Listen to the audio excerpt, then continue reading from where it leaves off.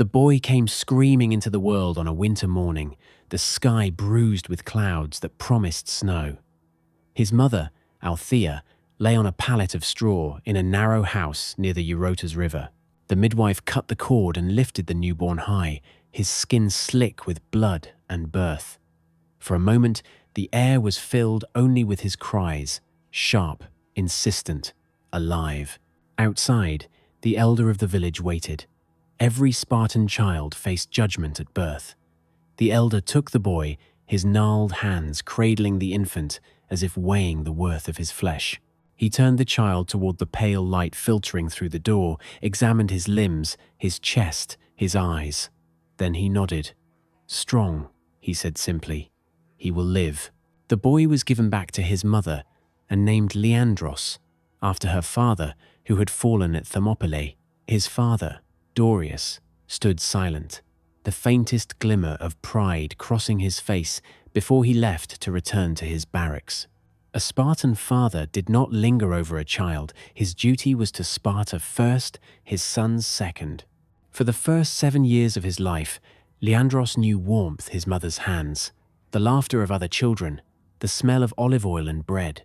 He would chase shadows along the riverbanks, catching frogs and dragonflies, unaware of the shadow of destiny that loomed ever closer. But all Spartan boys were born for one purpose. When Leandros reached 7, he was taken from his home and delivered into the agoge, the state's brutal system of education and training that shaped boys into warriors. His mother kissed his forehead once before he left. She said nothing. Spartan mothers rarely did. Her eyes told him everything. Return with your shield or on it. The agoge, the barracks reeked of sweat, leather, and smoke. The older boys jeered when the new initiates arrived, their heads shorn, their small bodies stripped of tunics. The paidonomos, the warden of boys, stood before them like a carved statue, tall and cold. "You belong to Sparta now," he said. "You will learn silence, obedience, endurance.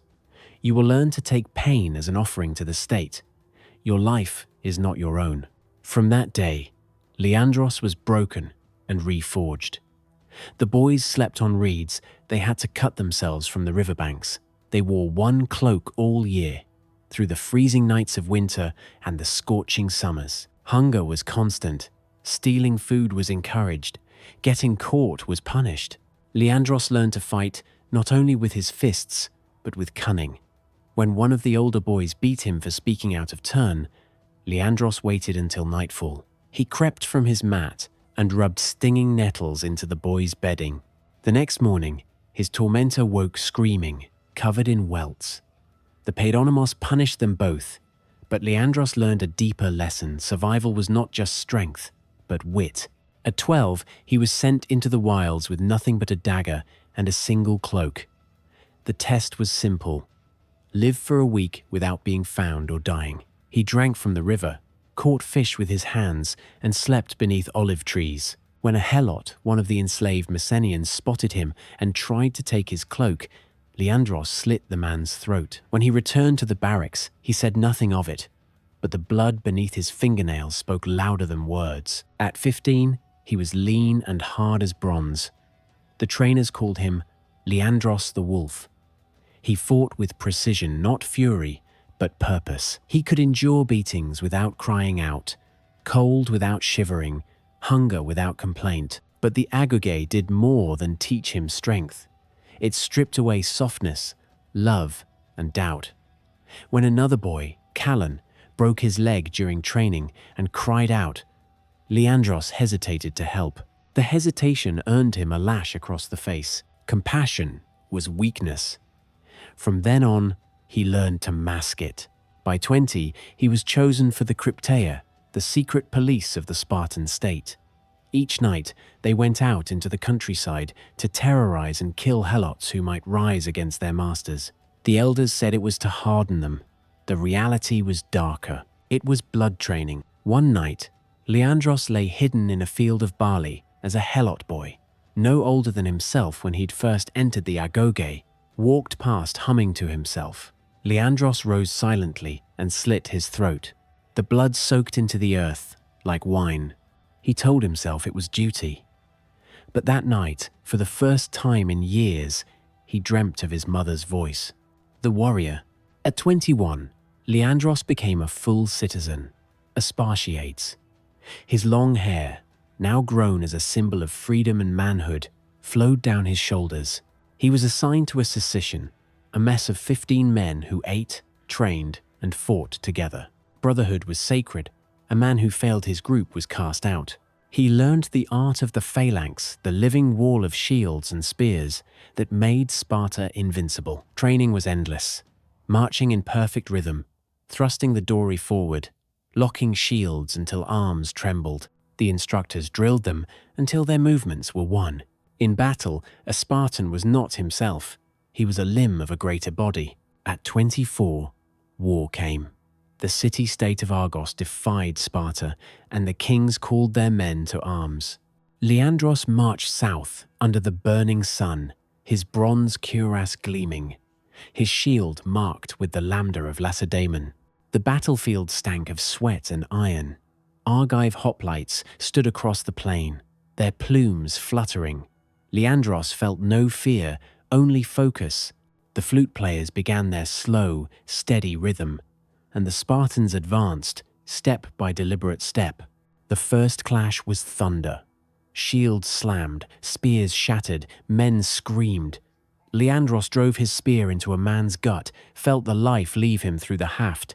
Another came, he pivoted, slammed his shield forward, crushed the man beneath his weight. Hours passed in a blur of dust and screams. When it ended, the field was red. Leandros knelt among the corpses, blood spattering his face, and felt nothing. Victory was not joy, it was survival. When he returned to Sparta, his name was listed among the honored. He was given a share of land, helots to tend it, and a place in the council's respect. But peace was foreign to him. His body healed, but his mind stayed on the battlefield. A Spartan life. In time, Leandros took a wife, a woman named Theano, strong-jawed and sharp-eyed. Spartan women were unlike others in Greece. They spoke freely, trained their bodies, and scorned weakness. Their marriage was arranged by the state, but there was a strange respect between them. Their first child was a boy. When he was born, Leandros held him for a brief moment, the only time he allowed himself to show softness. The next morning, he handed the child to the elders for inspection. The boy passed. Theano watched him from the doorway. "You do not fear for him?" she asked. Leandros shook his head. "Sparta will decide his worth." She smiled faintly. "And if Sparta sends him to die, then he will die well," Leandros said. Years passed. Leandros grew heavier with muscle and scar.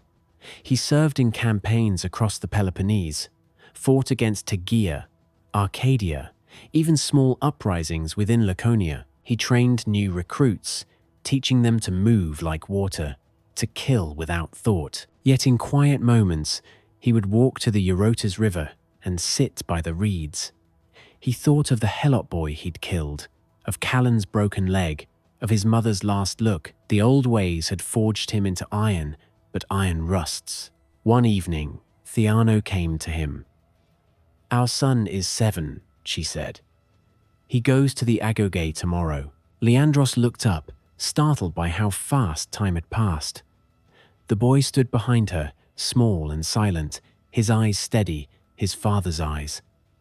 Leandros knelt, rested a hand on his son's shoulder. "You will not fear pain," he said. "You will not beg, nor cry. Remember, Sparta is your mother now." The boy nodded. Leandros wanted to say something more, something human, but the words turned to ash in his throat. The war to end a line.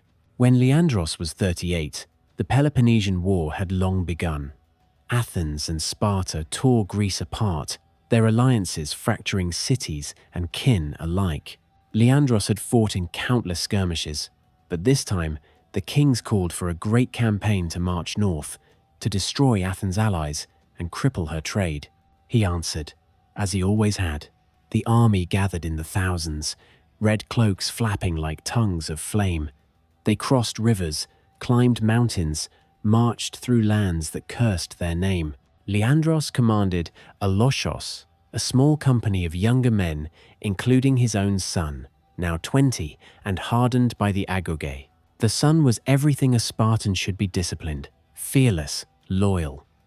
Yet Leandros saw something else in him, a spark of curiosity, a question in his eyes when they passed villages burned by war. "Do we fight for Sparta?" the son asked once, "or for the men who command her?" Leandros said nothing. He'd long stopped asking such questions. The final battle came near Mantinea. The air was thick with dust and heat. The Spartan line formed in perfect order, shields interlocked, spears gleaming. Across the field, the Athenian allies gathered in their own phalanx. The flutes began, low and rhythmic. Leandros felt his heart steady. He turned to his son beside him. "Today, we fight for all who came before us," he said. His son nodded, eyes burning. The armies collided. Bronze met bronze, spears thrust and shattered. Leandros moved like he had for decades, automatic, precise. He killed and stepped forward, killed again. Then he saw it, his son, ahead of the line, his shield lifted too high. A spear flashed from the Athenian side, piercing his throat. The boy fell soundlessly, blood spraying across the dust. Leandros froze. Time fractured. He pushed through the melee, hacking and shouting. He reached his son, fell to his knees beside him. The boy's eyes were wide, mouth open, blood bubbling from his lips. Leandros pressed his hand over the wound, but the life slipped out too quickly. For the first time since he was a child, Leandros screamed. Not a battle cry, but a raw, human sound. He rose and charged, his spear a blur, his shield smashing faces and armor. When the fighting ended, the field was silent, save for the flies. That night, he sat beside his son's body. No tears came. Sparta did not permit grief. But inside him, something broke beyond repair. The last winter, Leandros returned to Sparta a hollow man. His wife met him at the gate, eyes searching. When she saw his empty hands, she did not ask. She simply said, "Then he died well." He nodded, unable to speak. Years passed. His hair turned grey, his shoulders stooped. Younger warriors called him elder, sought his wisdom. He trained them still, but his eyes no longer burned with the same fire. Sometimes he walked through the city at night and listened to the whispers of helots in the fields. He thought of the world beyond Sparta, the poets in Athens, the traders in Corinth, the farmers in Argos.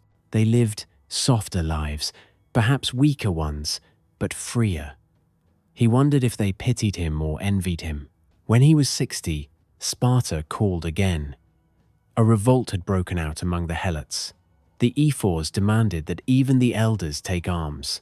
Leandros obeyed, though his body ached and his joints cracked with every movement. The battle was short and brutal. The helots fought with desperation, the Spartans with discipline. Leandros killed 2 men before a spear struck his thigh.